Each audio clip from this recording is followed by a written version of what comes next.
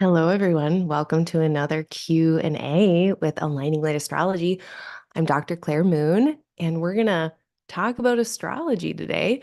If you find yourself here for the first time, welcome. If you find yourself here again, welcome back. You can look over to the right-hand side of your screen. You will see a chat.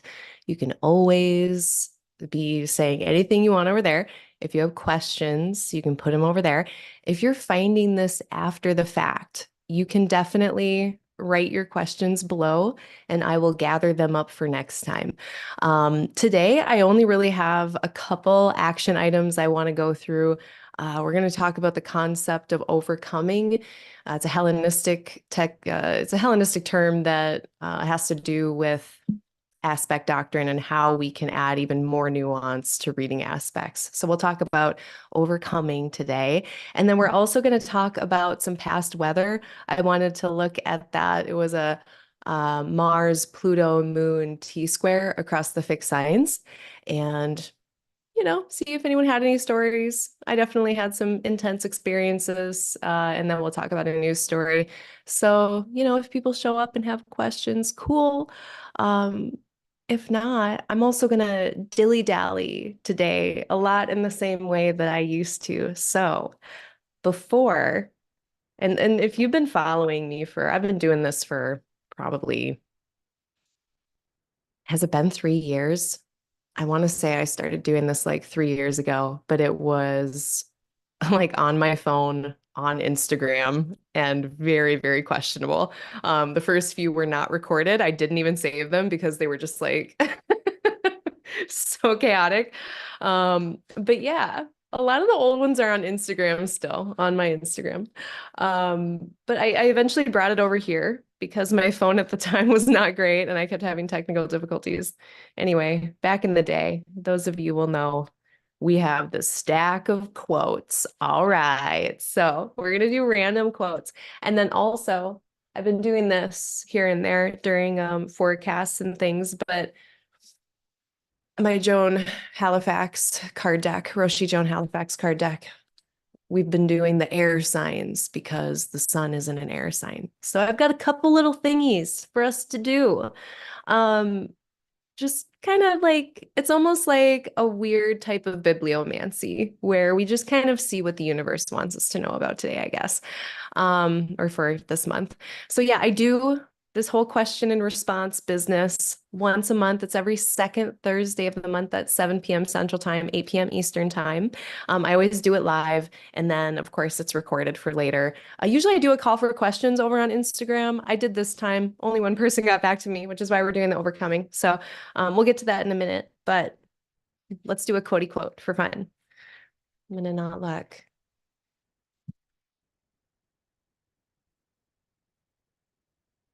Ooh, all right.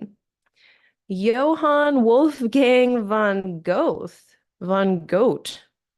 I don't know who that is, but they say each phenomenon of nature rightly observed wakens in us a new organ of inner understanding. Wow. So like, watching a leaf fall to the ground or something like that. Yeah, I dig it. Let's do another one.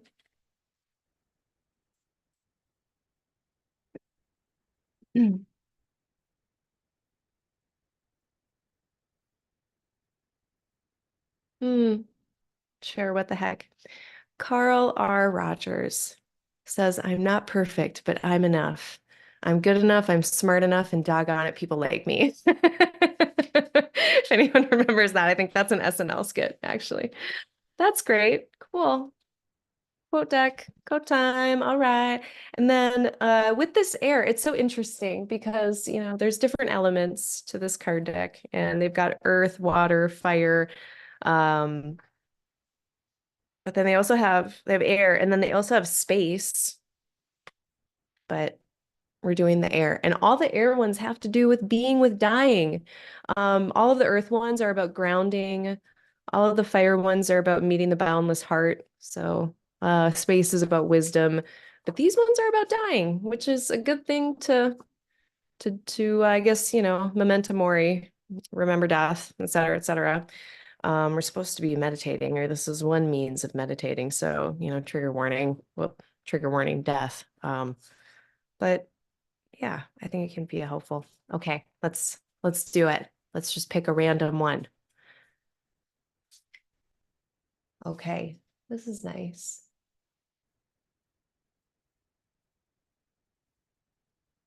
It's nice and short. That is. Okay. So it's kind of a meditation. So I'm going to take my sweet time with it. So, I'll be time stamping this later. If this is boring for you or you don't want to do this, you can, of course, feel free to skip ahead. Yeah, this is very casual. And before I do, let me see if anyone's here. No, no one is here. So it starts off with some breaths, and then there will be some phrases to reflect upon.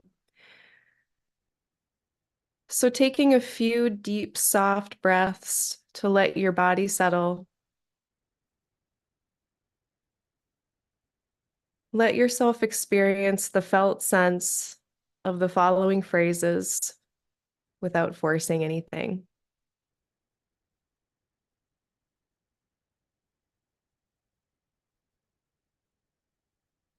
So these phrases are to help us for practicing awareness, practicing meditation when we're sick. So if you're sick, maybe these are some phrases that can be helpful. And if they're not for you, you can just totally ignore it. That's totally fine too. May I be open to receiving others' love and compassion.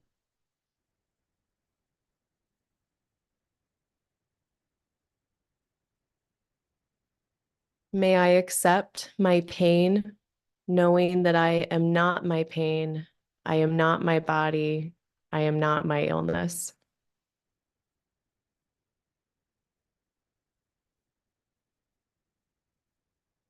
May I accept my anger, fear, and sadness, knowing that my heart is not limited by those feelings.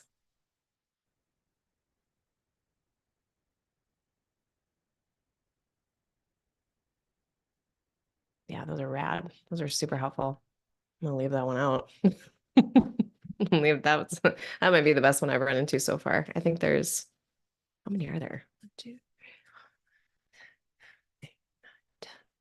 yeah, I think there's 11 or something, 12 for each thing. Anyway, where is the sky right now? Let's look at it. Yeah, we've got the sun here at 23 Gemini. Venus is now done with their cazimi. Mercury has actually started theirs by Hellenistic terms. We've got Mercury within 1 degree.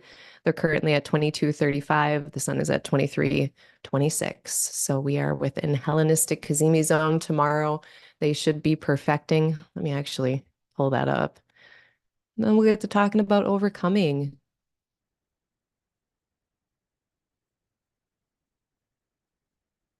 Yeah, so tomorrow, June 14th on Friday at 11:32 in the morning Central Time. So that's going to be in the evening around dinner time, supper time, in the Universal Standard Time, British Standard Time. That's going to be later in the evening in Asia, like Indian Standard Time. And then that's going to be like the next day on Saturday if you're in Australia. So the Mercury Sun conjunction on the 14th and 15th, depending on your location. I'm going to just grab Australia here for uno momento. For if you are in AEST time zone, this happens for you in the wee hours of the morning on Saturday. So if you're up late enough. But the thing too is that this is the exact conjunction of the Mercury Sun conjunction, the exact like by partile, by arc minute at 24 degrees, 6 arc minutes. But even after this, so well into Saturday, if you're in Australia, but then, again, like pretty much all day on the 14th tomorrow for in the more global West. It's pretty much a good chunk of a whole day where we get special mercurial insight. So, one thing to do is to write down whatever insights you might have, whatever good thoughts you're thinking, whatever in breakthrough and kind of clarity moments you have, especially around Mercury ruled house topics. So if you know what your rising sign is, then what you can do is look at, well, where is Virgo and Gemini and what house topics are involved with Virgo and Gemini? So for this theoretical Taurus rising chart for this person, this would have to do with their second house of money, needs, their foundation of resources, stuff that supports them, liquid assets, skills and talents in the second. And what is happening here? So insight around your money, clarity around money, insight or clarity around resources if you're a Taurus rising. And then the fifth house of creativity, self-expression, sex, romance, children, and perhaps you're having clarity or insight around those. So those are all possibilities for this Mercury Sun conjunction. Um, the word Kazemi means in the heart of the sun, and cardios is the Greek word for it, in the heart of the sun. And it's a bit of it's not the reset button. I'm not going to use that word here. Sometimes I use that word when a planet is conjoining the sun. And in some ways it is like a purification, which can, I think, be seen as that. But when we think about Mercury's cycle with the sun, this actually marks the middle point of Mercury's cycle with the sun. The restart for Mercury, the beginning and ending of their cycle is actually when they're retrograde and meeting the sun. So this is the middle point of the Mercury story, really. And I think in some ways, though, it can be a very insightful time for Mercury ruled topics. So think about what those are based on your rising sign. And then just know, today, tomorrow, the following day, um, hopefully we'll be having some clarity or breakthroughs with Mercury or Mercury ruled stuff, which also includes communication in general, exchanges, commerce, buying, selling, traveling, poetry, listening, thinking, planning, logic, reason, facts, information. Uh, all of those things are Mercury. So, sports. Sports is another big one, games. So that might be, I mean, I guess that's one fun thing we could do with it over the next couple days is play some good games. But yeah, that'll be nice. That's what's going on right now. What else is up? Ah, hopefully everyone's enjoying Jupiter and Gemini. I mean, I can definitely tell it's there. I wonder if so far I've been hearing from people that they can tell. And maybe this is a good segue into overcoming, and we can talk about that. So, um, there's a concept in Hellenistic astrology where when you have an aspect between two planets, and one of those planets is earlier in zodiacal order, the planet who is in early zodiacal order has a bigger impact on the outcome, has a louder say, is louder, has almost dominates the interaction sometimes. So how do we tell what is earlier in the zodiacal order? So usually the way we're counting around the zodiac, we're counting around in this counterclockwise fashion. So, let's just start at Aries. We go Aries, Taurus, Gemini, Cancer.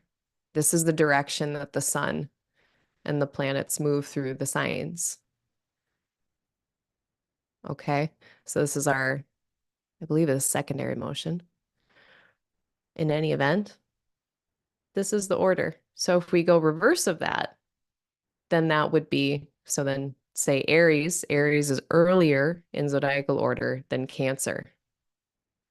Taurus is earlier in zodiacal order than Cancer. And so we end up, because of the way that aspects operate, usually when we say aspect, people are thinking square, trine, sextile, conjunction, opposition. For the nerds out there, they're immediately going to be like, no, stop, wait, a conjunction isn't actually an aspect. Actually, yes, we know. So a conjunction isn't actually an aspect. And, depending on how you look at it in opposition, the diameter, it's not necessarily, it's more bisecting a circle than it is the side of a polygon. Because when we look at what an aspect is, we can define an aspect in terms of the sides of a shape, a triangle, a square, a conjunction where two planets are in the same place. That's more of a point. It's not necessarily the side of a shape. But the other way that we define aspects is through affinity, basically, and what do planets have in common? For instance, right now, Saturn and all of the Gemini planets are in mutable signs. So that's what they have in common. So they're able to have some kind of relationship. This is how aspects work. There's some other things about aspect doctrine I'm not going to get into. If you know about the thema mundi, you know what I'm talking about. All to say, we can actually narrow down this concept of overcoming to the sextile, square, and trine. And the reason for this is like, okay, for instance, if we've got Jupiter and Saturn, they're in a sign-based square. And this is a sign-based concept, by the way. So don't worry about degrees. We're not talking about degrees. This is a sign-based thing we're working with. So this is a sign-based square that Saturn has with all of the planets in Gemini. And Saturn is earlier in zodiacal order. So Saturn is overcoming and is going to have a bigger impact in this relationship with Jupiter, with Mercury, Sun, and Venus. And so Saturn saying no, limitation, delay, restriction is going to have a bigger say in the matter by this notion than Jupiter will have their say in expansion, progress, and opportunity. And so this is exactly why. And I was so happy to get this question because this was basically the thesis of why I've been so conservative about my predictions with Jupiter and Gemini at this time. It's not just Jupiter and Gemini, it's Jupiter and Gemini receiving the square from Saturn. So we can also see that Saturn overcomes Mars by a sextile. Saturn is earlier in zodiacal order. Now, can one say that Saturn overcomes Neptune? And this is where the conjunction, we're not going to be including this because with a conjunction, these two planets in the same sign, neither one is earlier in zodiacal order. Neither of these planets are in the sign before it.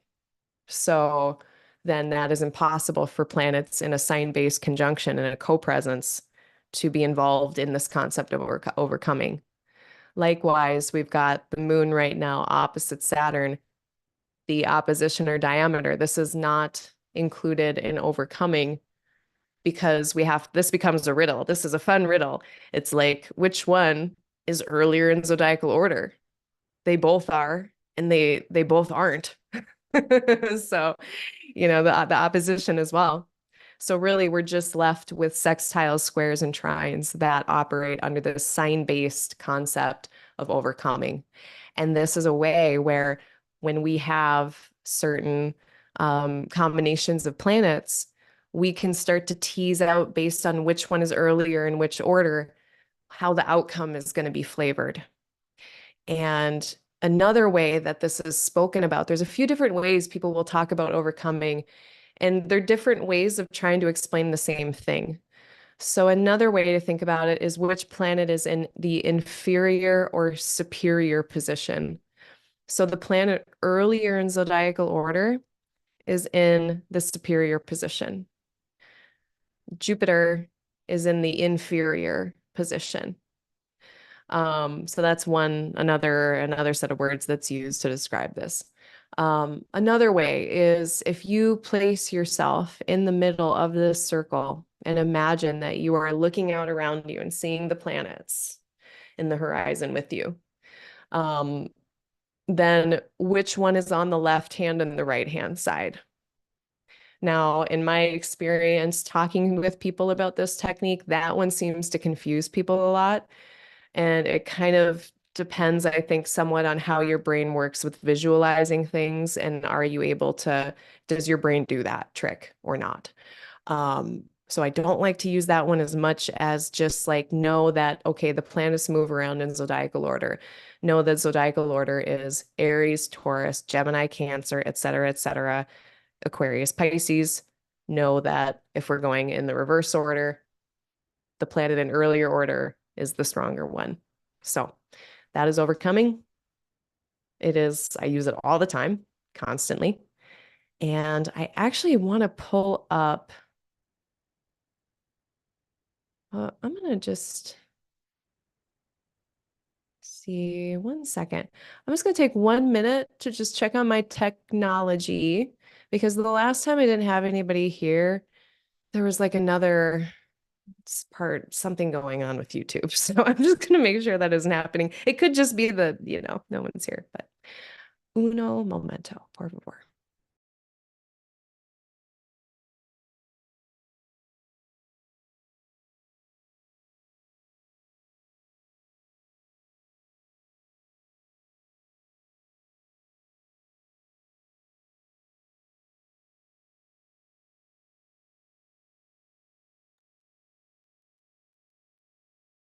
Nope, I think we're all going to continue. Okay, so the other thing I wanted to talk about, now this is actually a great time to employ what we just learned about. Or actually, before we do that, I am going to pick something that I used.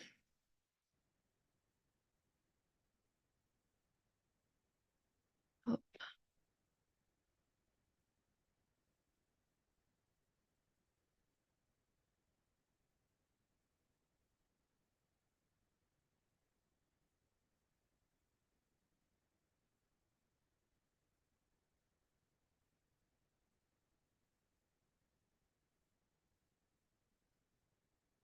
all right. Yeah, I don't know if I'm going to be able to find it, but when I do, I'll put it below in writing. Um, oh, maybe can I find it?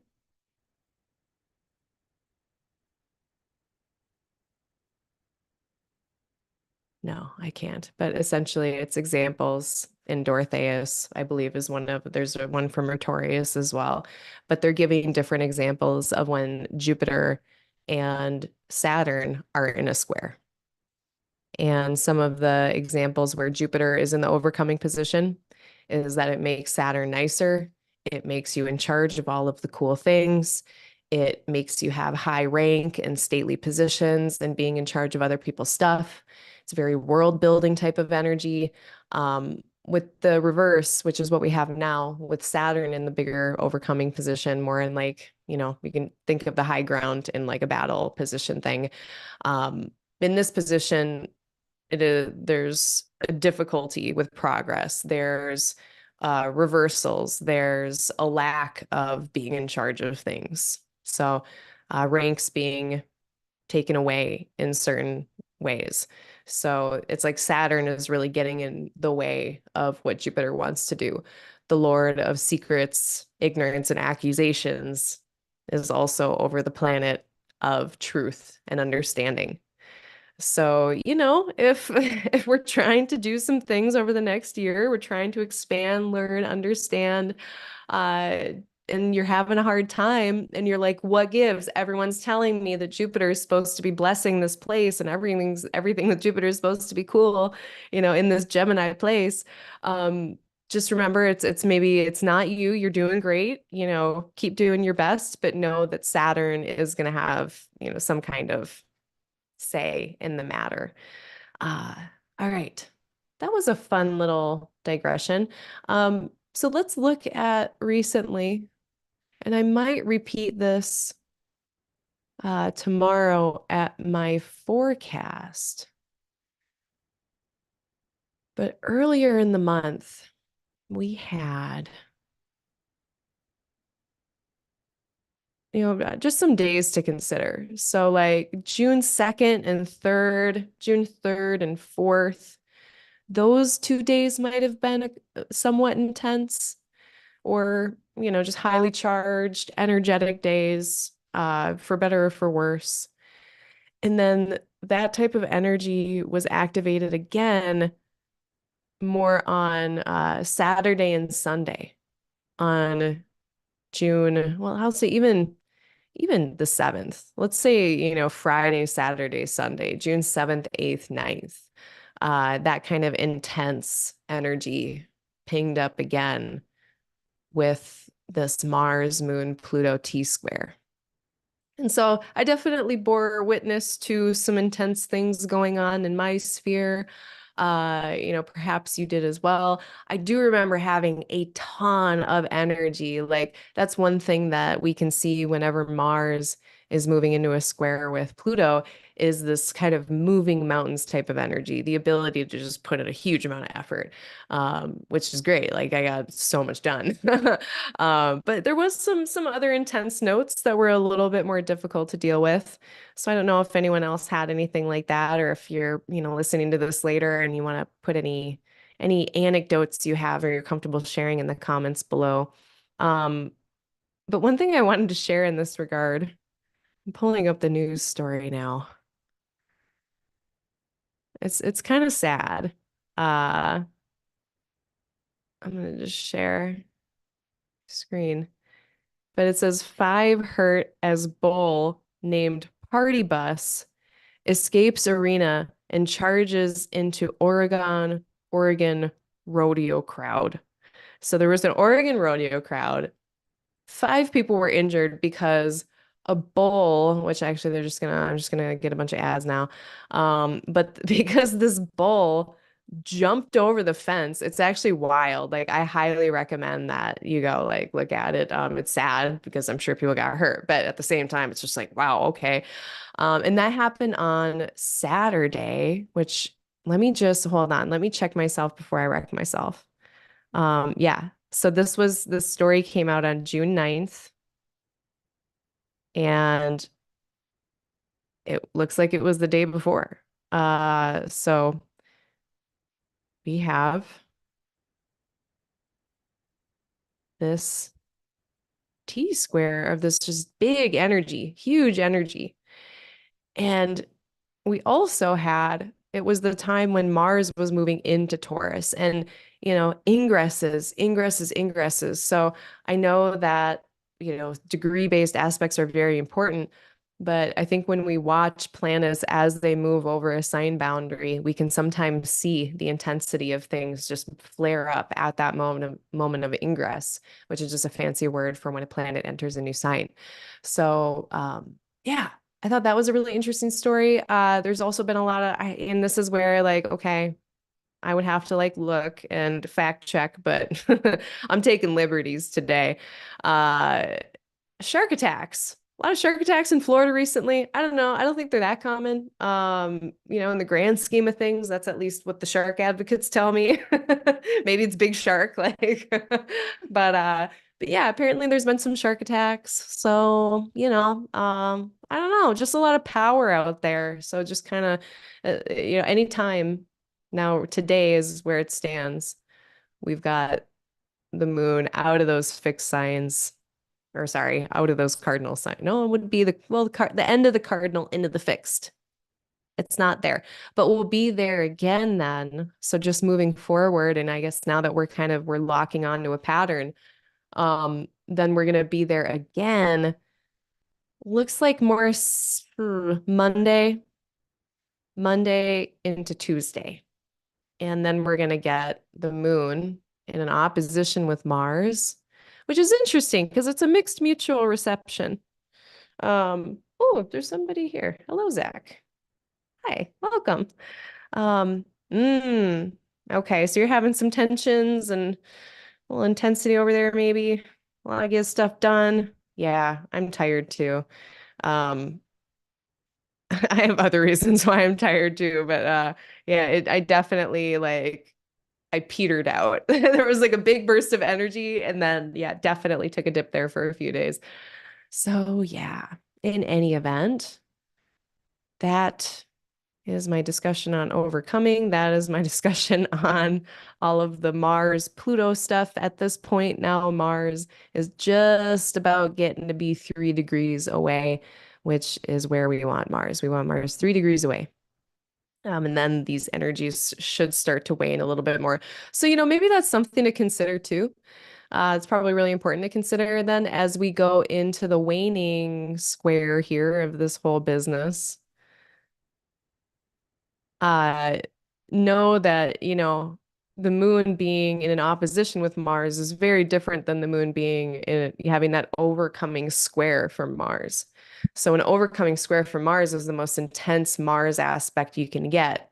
When Mars is earlier in zodiacal order in the superior position, that would have been where the moon was on the 13th. Actually, let me just check that. Sorry, that's where the moon was on the 9th of June. That is a very intense place for the moon to be right now, with Mars at early Taurus, and then of course being opposed from Pluto. Um, where we're about to be now. Oh, sorry, technical difficulties. Now where we're about to be, um, moon is going to be opposite Mars. So oppositions, I mean, they're of the nature of Saturn. So they tend to cool things off, put barriers, delays, blocks between these two planets, maybe unreconcilability, causing us to try to balance these two areas, or having to put in a lot of effort in order to do so, sometimes oscillating between these two areas that are in opposition. All being said, this is not as intense for the moon, maybe, as getting an overcoming square from Mars. And what's interesting as well is that Mars is receiving the moon, looking over at the moon, saying, "Hey, you're in my home." And they're both on the nighttime team, so they do have some sympathy for each other. And Mars is over here, and Moon sees Mars and says, "Hey, you're in my exaltation place. You're in my vacation home." So they can kind of help each other out. They do have quite the connection here. And so I think, as we come into June 17th, yeah, it might be intense. And we can look back to like the 2nd and 3rd of June and the 8th, 9th of June to try to see that pattern that the moon is making with Mars and Pluto through this lunation. But I do think that there's so much constructivity with this. So, maybe the 17th, 18th are just another couple days where we can make a big push of effort with something, but then know too if there is some intense themes going on or some tension that's brewing, that it's going to be better in a couple days, and it's a very temporary thing. So that, I don't know, I've just been very clued into this one and watching it very closely, and I wanted to share that.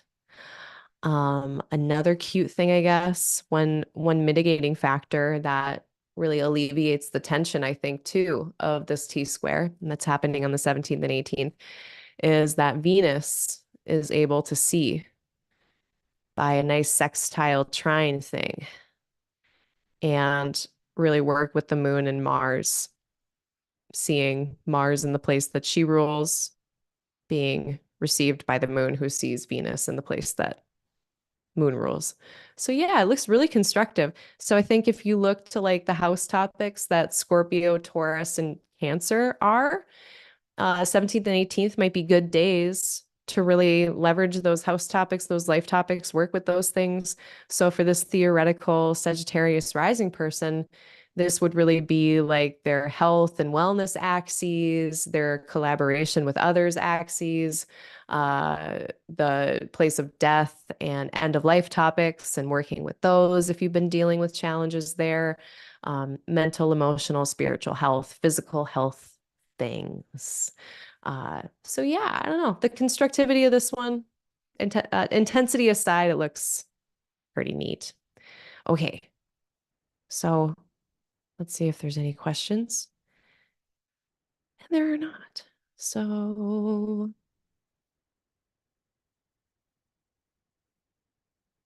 Yeah, that's pretty much all I had. Let me just scroll through my notes really quick. Otherwise, I might shut it down. I always say that and then other stuff comes up, but maybe this will be the time.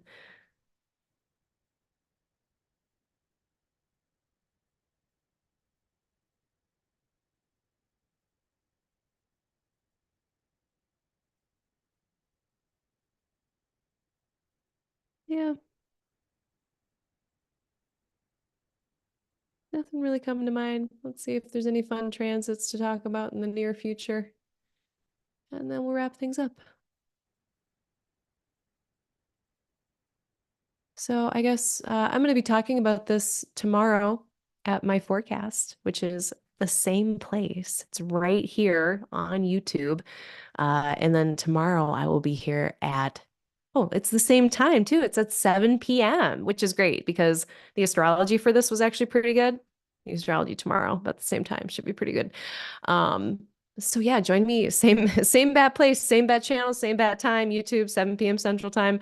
I'll be talking a lot more about these transits, but if you can't make it tomorrow, I guess the next most interesting thing after this Mercury Cazimi, we are going to have, okay, so clarity, understanding, but then I think it's good to know that we are having this overcoming. Okay, here's how it's going to help us here right away. This overcoming square from Neptune is coming in.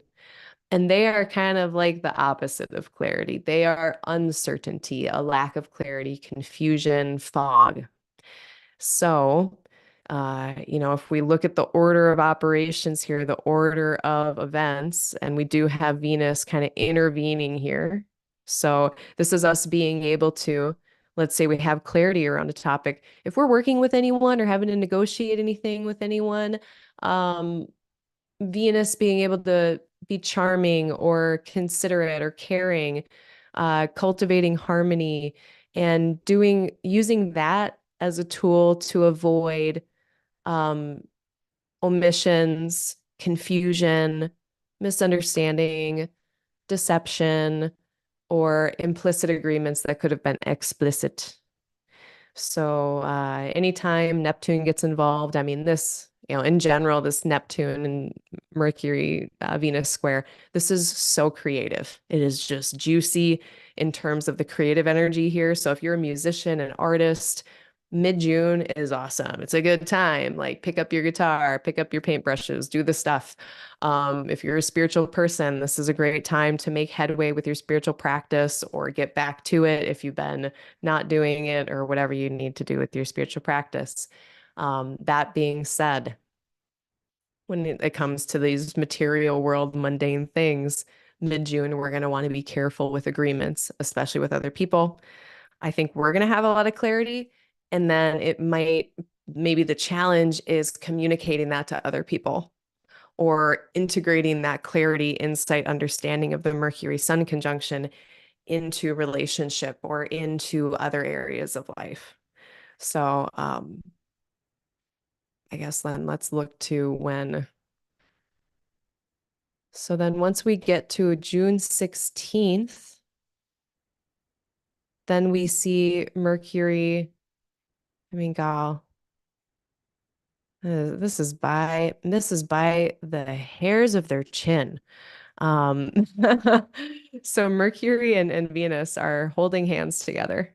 Just very creative combination of planets. So again, if you're a musician or an artist or a creative person, or even if like you don't like, let's say you don't consider yourself any of those things, but like if you need creative problem solving energy, if you need that last bit of rational juice to sort through a dilemma, 10 of Swords energy. I mean, wow, is it a great time to be using that brain power and that cognitive lifting? Yay. Um, Again, very cool combination together. I'm just skeptical of Neptune over here. But yeah, so Mercury, Venus holding hands. Venus leaves Mercury behind for just a moment. Venus has gone into Cancer.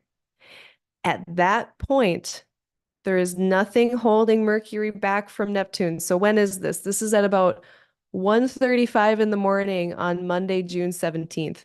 So if you're in my neck of the woods, in the more Western global part of the world, this is like late night. We need to be on the 17th on Monday, late night, be on your awareness about clarity, confusion, misunderstanding. If you can turn this into Neptune spiritual insight, Neptune forgiveness, Neptune understanding inclusivity, that could be cool Neptune stuff that might help us get through conflict. But if you're dealing with any dealings where there needs to be clarity and facts, just make sure that there's nothing late on Sunday the 16th, I guess that would be. So late Sunday the 16th into Monday. We got to be on our toes about stuff. And then for the rest of the world, I mean, that's going to be like, so if you're in like British Standard Time, Universal Standard Time, this is going to be your Monday morning. So this is where like do really good prep if you've got like that regular 9 to 5 Monday through Friday job. This is where like you set out your clothes in the morning, have your lunch like ready to go. Don't leave stuff last minute because this is where that last minute chore ends up making you late. That would be like a classic thing here. And then, for the more global East, this is your Monday evening. So maybe the commute home from work or the end of the workday or organizing the end of the day with your family. That we might need to be extra over communicating, over compensating for potential lack of clarity. Um, and then very shortly after that, Mercury gets out of that situation and gets into Cancer. So it's just a handful of hours where there could be some confusion. And then we do start to pull away from things a bit in terms of communication, travel, buying, selling, Mercury stuff. So Sun still has to deal with Neptune at that point, but that's a slightly different story. So I guess if we want to really put some bumpers around it, be on guard about uncertainty and try to over communicate until June 20th. Let's just all be on the same page as best as we can until June 20th. All right. And I'm going to stop forecasting now because I'm going to do it again tomorrow. All right. Hello, Andrea. Welcome. All right. Well, thanks, y'all. I don't think there's any other fun stuff I need to share. I should share. I think that's about it. Oh, another thing I wanted to share. I did think of a thing. I have been taking a class from Cameron Cassidy, and it is on the spheres. And I'm actually going to pull it up because it is just so dang good.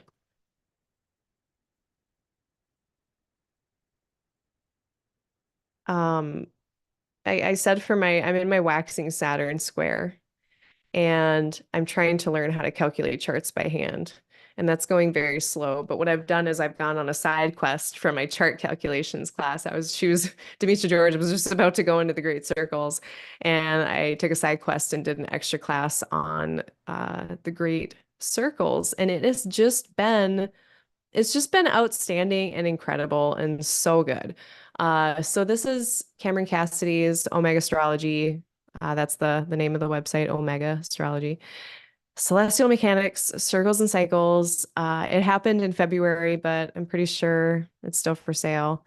Uh, so yeah, check it out. Follow their stuff. It is like blowing my mind. And I feel like I'm finally getting ready to be able to go out of the firmament and beyond into like fixed star territory finally and start to integrate like other things than planets a bit more into my own practice. I don't think I'm going to be working that into my offerings for probably years, but I'm just starting to discover a lot of this stuff for myself right now, and it's very exciting. But even just like the great circles and understanding all of how like we can view the sphere of us and the spheres that we're in, and all of the ways that it imbues meaning Eh, it's just so good. So check out their stuff. I wanted to say that. And then yeah, just doing the usual stuff. My astrology podcast discount is still valid, so 10% off of all of my services if you do astrology podcast at the checkout. It's actually the redeem coupon button when you're booking. I do regular birth chart readings, I do forecasting. All of my forecasting stuff is really like I bring my whole bag of tools. So solar returns, zodiacal releasing, secondary progressions, annual perfections, advanced annual perfections, all of those things. I don't really do monthly perfections. There are other astrologers who do those. I mean, we can look at that if you want. I use planetary decades. Um, yeah, so, you know, I use and transits, of course, transits. So, if you want to talk about like the future in any kind of way, forecasting is a really good option. I do synastry or relationship readings. That's another word for it. It's just synastry. Same thing for relationship readings. I do those, you and a loved one, or you and a friend, you and whoever, basically. And yeah, I do tutoring, I do mentoring. So whether you're an astrology student or a budding professional or a seasoned professional, whatever you're up to, and if you think that I could help you, I would love to try. So, especially if you're learning Hellenistic astrology, that is where I shine. So feel free to check my work at www.aligninglightastrology.com. And then I guess on that note, me and Chris's assistant, Melissa, are still doing the reading group for Hellenistic astrology, the study of fate and fortune. We are going to be on chapter 7 on the planets for probably this month and the following month. I think it's going to be a 3-monther where we are just like going through planets, everything about them. There's a lot actually. So you can join whenever you would like. Email me, aligninglighastro@gmail.com. If you are in the course, sorry, I should have led with that. You got to be in the course. If you've already paid for the course, which I know people have, and they finish it and then they drift away and they forget that they have this course, like just sitting there. We've started this group and it's all kind of plugged into that. So again, that's going on. And all of this information is sent to you monthly. I just do it once a month and it's the same information every month in my newsletter. I have all of these events, links to everything, links to any horoscopes I write, and the discounts. So usually I have more discounts that are cooler than just my 10% one. That is all of my housekeeping. So I will see you tomorrow. Again, same place, YouTube, 7 p.m. Central Time. Thank you so much, everyone. And I hope you have